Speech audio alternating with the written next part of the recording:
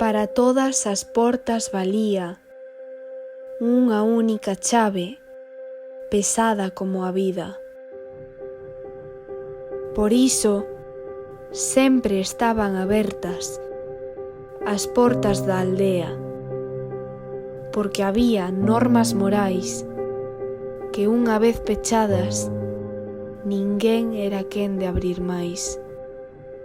Para todas as linguas, o silencio era tamén unha porta lenta, ca carañada de verme, tan antiga como a maldición familiar sobre a caste das mulleres que nunca han de ser casadas.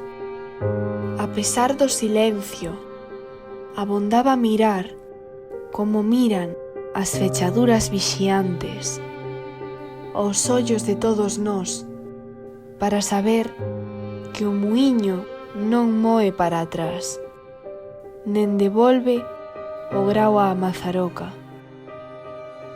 Por suxeitar a deshonra, o pai e nai xa nunca non me falaron máis.